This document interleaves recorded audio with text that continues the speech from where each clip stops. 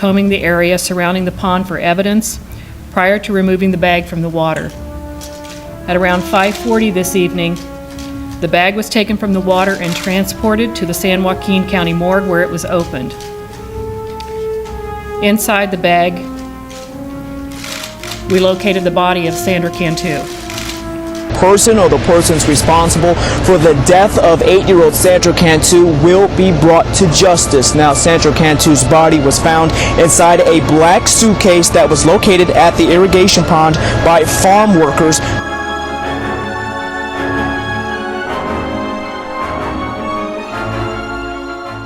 Sandra Cantu, 8 years old, lived with her mother Maria and 3 older siblings. Maria and Daniel, Sandra's dad, had separated, but the kids often spoke to him. Sandra loved helping with baking, gardening. She loved gymnastics, and she was lively and did not love being sad.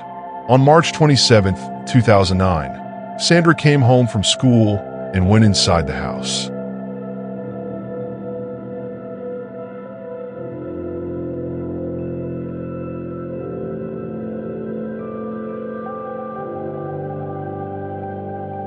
She came back out because she saw her brother come home.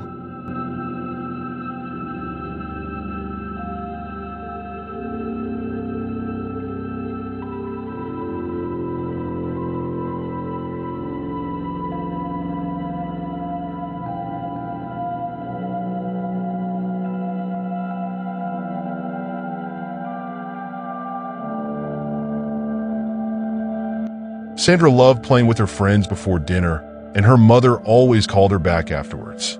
She went and changed into her Hello Kitty t-shirt, then went out to play. And the family did not know that that was to be the last time they saw her.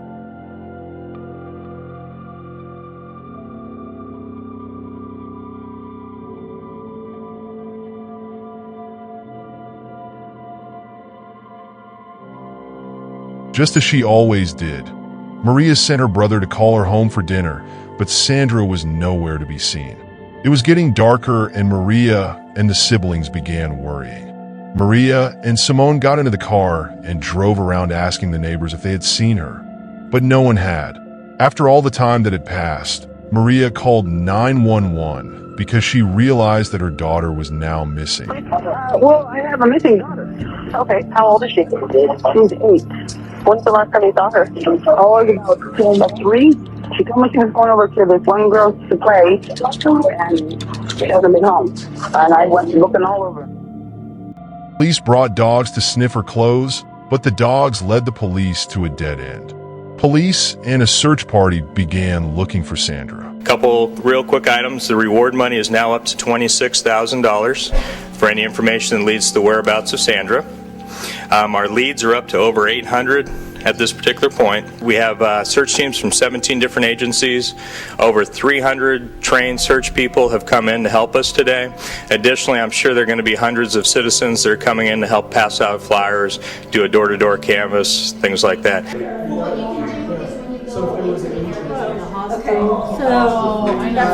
They went and reviewed the CCTV footage of the day Sandra left the home. She then came back home, but did not get into the house, as something or somebody caught her attention. She went into that direction and is not seen again returning home. The only reasonable explanation is that somebody who she knew called her, and innocently she went. Detectives suspected Sandra's father, Daniel, but Maria said that he could never harm the children. Tell us a little bit about what we were reporting today. Kyle, saying that you had gone to Mexico. Speak to that. What would you like me to say about it? Obviously, you're not in Mexico. I'm right here in front of you. All I know is I received a call from my sister stating that my daughter was missing Friday, and this was on a Saturday. I rushed out here.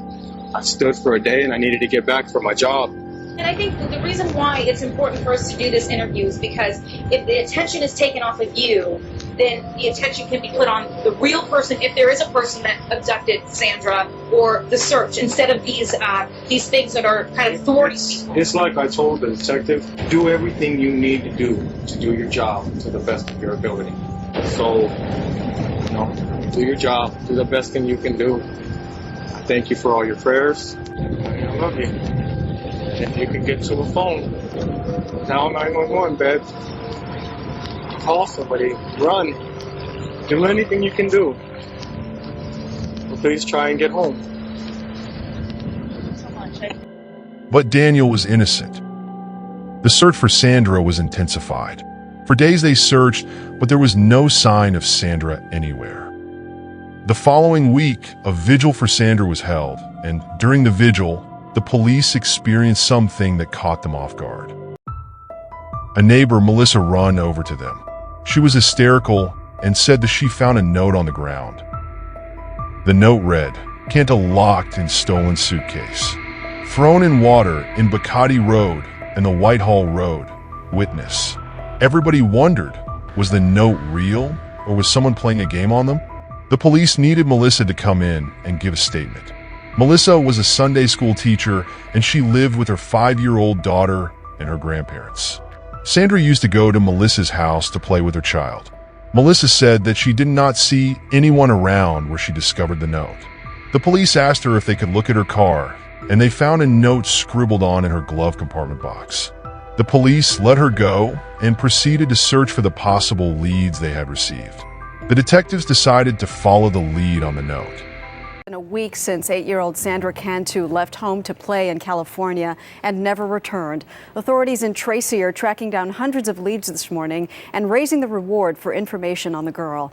Investigators are sifting through trash in the local landfill, searching nearby rivers and reviewing surveillance video in hopes of finding 8-year-old Sandra Cantu.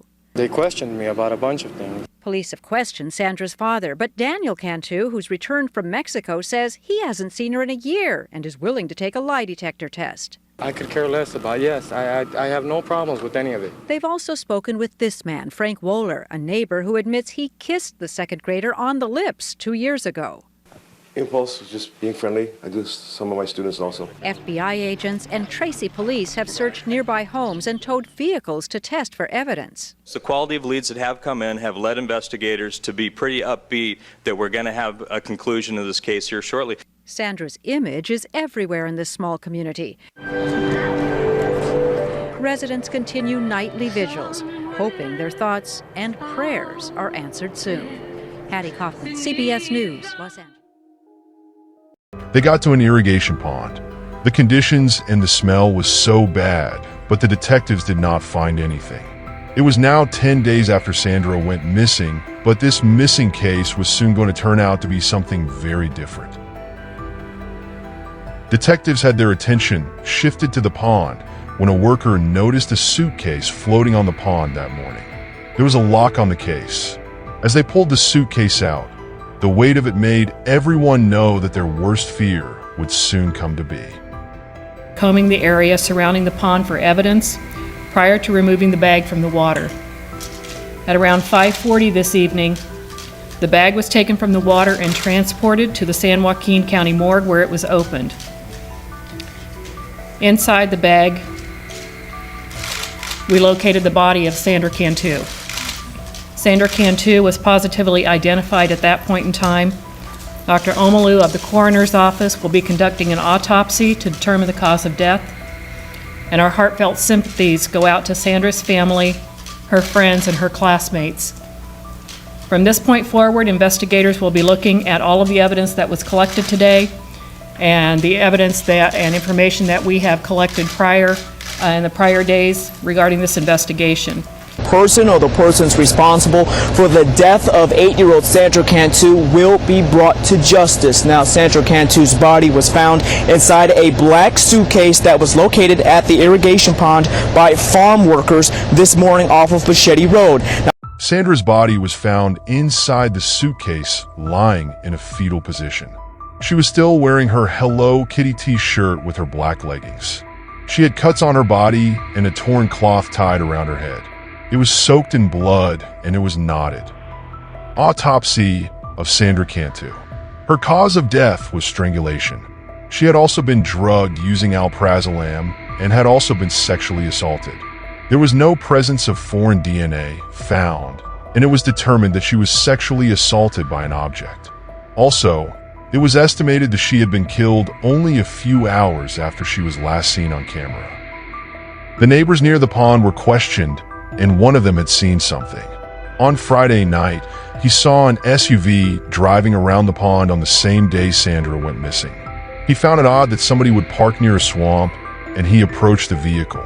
A woman came quickly and said that she was the owner of the car, and she had to pull over to go to the toilet. She got into the car and quickly sped away. The description he gave matched none other than Melissa Huckabee, and CCTV confirmed that she drove the same car.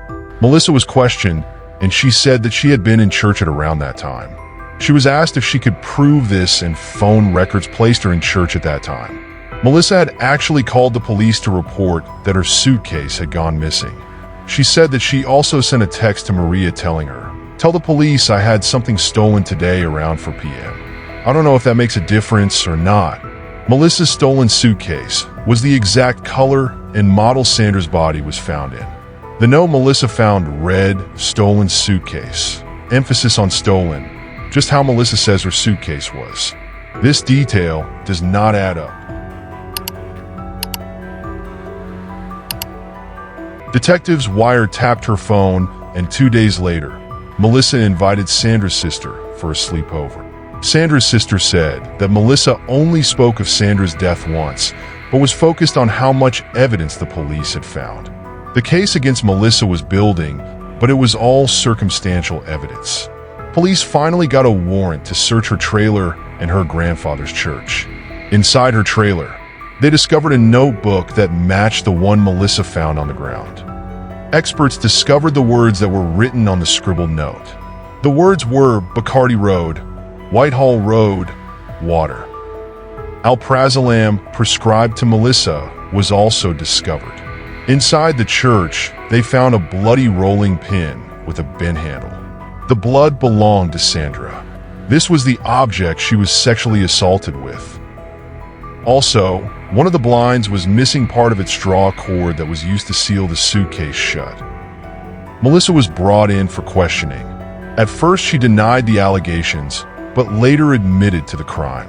She was charged with kidnap, sexual assault, and the murder of Sandra Cantu. When Sandra was heading home, Melissa called her, and Sandra knew that Melissa was a friend. She trusted her, and Melissa did the unthinkable to her. She told her that she needed her help with decorating the church, and Sandra agreed. When they got there, Melissa drugged Sandra to the point that she could not defend herself. She then sexually assaulted her, strangled her, and stuffed her inside the suitcase. We have this story tonight. Accused child killer Melissa Huckabee returns to court on Thursday in Stockton. Huckabee, meanwhile, sits in the San Joaquin County Jail, and jail records show that she has been showing some strange behavior of late. 28-year-old Melissa Huckabee is charged with kidnapping, rape, and the killing of 8-year-old Sandra Cantu. Her strange behavior in August prompted 4 different incident reports in jail. Among them are on August 12th. A custody officer writes, "I found Huckabee laying on the floor next to her bed. She stated that she felt dizzy and passed out. A half hour later, an officer noted, I saw Huckabee sitting next to her bed with a trash can. When I asked her what was wrong, she replied, I took pills." 3 days later, a report read, inmate Huckabee was hiding behind mattress with a blanket around her neck. The safety cell per psych. And later, she refused dinner. Because there is a gag order in place, no one is commenting on the incidents, and that same gag order has kept the autopsy report sealed, which keeps secret the cause of Sandra Cantu's death. Gag orders and grand jury indictments have become more frequent tools in San Joaquin County. Over the last 8 months, the district attorney has gone to the grand jury 4 times for indictments, and the court has issued gag orders in 3 of those cases. The defense's latest motion was to file for more evidence to be turned over, but so far has not put in motion to move the trial out of the county. Yet that looms as a likely possibility. The district attorney's office may announce soon as to whether or not it will seek the death penalty. Now, Huckabee is expected to enter a plea on Thursday, and the judge could set a trial date as well.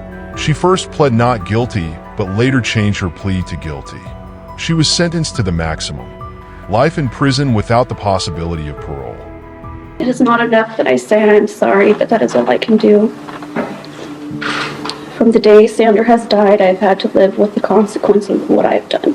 For the rest of my life, I'm going to have to live with these feelings. I loved Sandra a great deal. She was a sweet, innocent little girl who did not deserve to have such a short life. I alone are responsible for Sandra's death. I would like to apologize directly to you, Maria, for all of the pain that I've caused. I should not have taken Sandra from you, and I want you to know that she did not suffer, and I did not sexually molest your daughter. I would also like to apologize to my own daughter, whom I've lost. I hope that someday you will forgive me. I love you a great deal, and I hope to see you again someday soon. I owe an apology to the people of Tracy, the police officers who spent so much time looking for Sandra. I know in my heart that God has forgiven me, and I know my family has forgiven me, and I'm asking you, Maria, for your forgiveness. I can't imagine forgiving somebody who would harm my own daughter, but I hope that someday you can forgive me. Maria, I wish I could give you an explanation for what happened. I owe you an explanation. But I still cannot understand why I did what I did. Every day, I try to discover my motivation, but I still do not have an answer. This is a question I will struggle with for the rest of my life. And I hope that this apology will help you in some way by accepting responsibility for what I have done. I hope that I can give you some peace.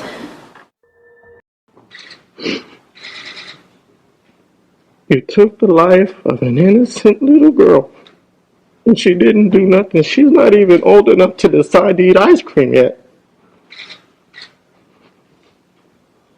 And nothing changes, and nothing's going to change the fact whether I cry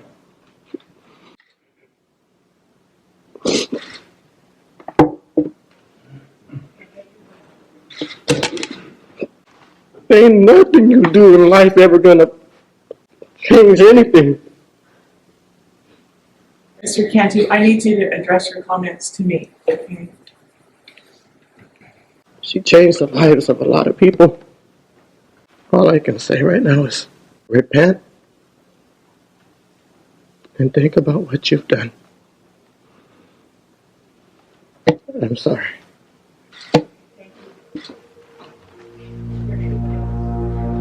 It would have been murder victim Sandra Cantu's 9th birthday. Her family and friends gathered to remember her short life and to honor those who had tried to save her. KCRA 3's Damani Lewis is live for us in Tracy with more on this painful birthday observance. You can see there's a happy birthday balloon here on this tree, as well as several flowers at the base of this tree that was dedicated to Sandra Cantu. People in attendance called the service a celebration of life for Sandra.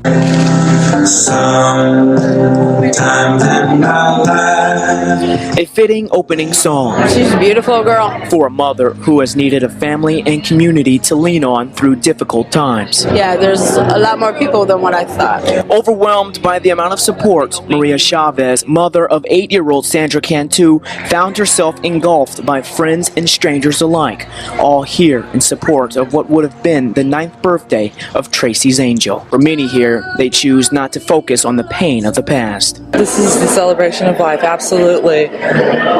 It's to go beyond the negativity that has happened and to keep the positive. That's where Sandra's strength is in this community. And every story shared of Sandra, a tear soon followed.